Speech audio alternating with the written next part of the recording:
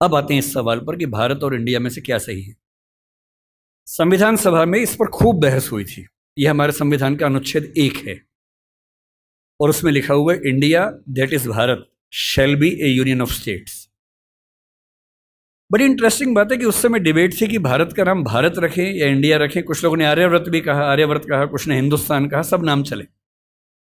अंत में सहमति बनी कि नहीं, भारत और इंडिया ही ठीक है।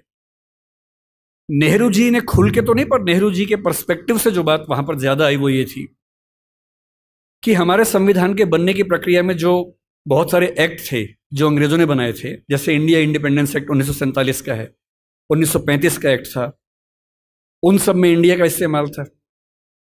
उस समय के भारत की तरफ से जो समझौते अंतर्राष्ट्रीय थे उन सब में इंडिया नाम था।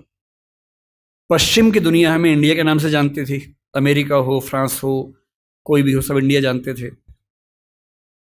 नेहरू जी का मिजाज जो था वो ये भी था कि हमें ग्लोबल पर्सपेक्टिव में चीज़ों को देखना है, पूरी दुनिया से संवाद करना है, क्योंकि उनकी रुचि अंतर्राष्ट्रीय मुद्दों में ज़्यादा थी, बहुत ज़्यादा थी।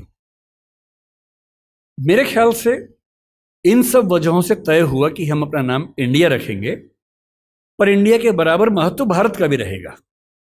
तो लिखा गया India that is Bharat. India जो कि भारत है, राज्यों का एक संघ होगा। 4 दिन पहले की बात है, मैं हॉलैंड में एक टैक्सी में बैठा हुआ था। इंटरेस्टिंग बात सोच के देखिए, टैक्सी का ड्राइवर मोरक्को का रहने वाला था। उसको जैसे ही पता लगा मैं भारत से हूं, उसने मुझसे यही सवाल पूछा। उसने कहा कि यू आर फ्रॉम इंडिया? मैंने कहा yes. We are listing to a debate India और Bharat, what do you think? मैं बड़ा चकित कि ये मोरक्को का आदमी हॉलैंड में रहता है, इसके मन में ये सवाल आ रहा है। तो मैंने कहा कि ये तो राजनीतिक कारणों से हुआ है, लेकिन बात अपने आप में सही है। मैंने कहा जैसे बॉम्बे मुंबई हुआ, मुझे खुशी हुई, क्योंकि मुंबई की आबादी के लिए मुंबई में जो मजा है वो बॉम्बे में नहीं है। बॉम्बे तो अंग्रेजों ने नाम दिया था। कोलकाता को कैलकाटा अंग्रेजों ने किया, तो बंगाल के लोगों ने कोलकाता कर दिया उसको। दिल्ली को दिल्ली के लोगों ने दिल्ली कर दिया, दिल्ली ही बना के रखा हुआ है, DILLI, ये होना चाहिए। काहे के दिल्ली भाई, हम क्यों दिल्ली बोलेंगे दिल्ली को? ये सारे तर्क अगर सही हैं, अगर बर्मा का नाम म्यांमार होना सही है क्योंकि उनकी जनता की आवाज तो म्यांमार में है, बर्मा में नहीं है। श्रीलंका और सीलोन की डिबेट में वो अपने आप को सीलोन ना मानना चाहे, श्रीलंका मानना चाहें, क्योंकि उनकी भाषा श्रीलंका बोलती है। तो मेरे मन में सवाल बड़ा साफ आता है कि भारत इंडिया क्यों होना चाहिए। मैं फिर स्पष्ट कर दूं, मैं सरकार के पक्ष में नहीं बोल रहा हूं, मुझे उनसे रत्ती भर मतलब नहीं, मैं एक विचार की बात कर रहा हूं।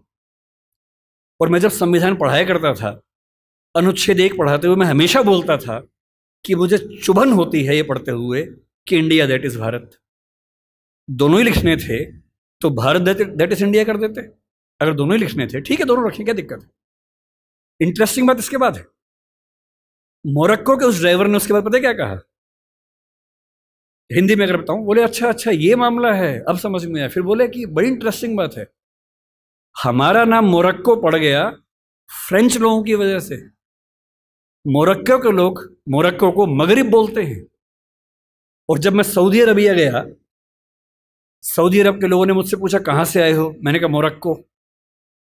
उन्होंने इस भाव से देखा कि मैं पागल हूं, बोले नहीं, मगरिब से आए हो।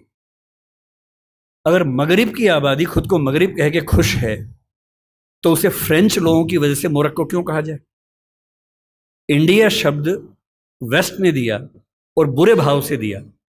उनकी नजर में इंडियन होने का मतलब है बहुत पिछड़ा हुआ होना, रेड इंडियंस, वेस्ट इंडियंस। तो आज ये क्यों हुआ, मैं समझता हूं कि राजनीतिक निहितार्थ है और उस राजनीति में मेरी रुचि जरा सी भी नहीं है। लेकिन ये आज हो या कभी भी हो, मैं इस पक्ष में हूं कि देश का नाम देश की भाषा में होना चाहिए और देश की भाषा भारत के पक्ष में है। आप इंडिया भी रख लीजिए, इंडिया दैट इज भारत के बदले भारत दैट इज इंडिया मेरी पहली पसंद होगी। मुझे इंडिया से दिक्कत नहीं है, पर भारत मेरी पहली मोहब्बत है।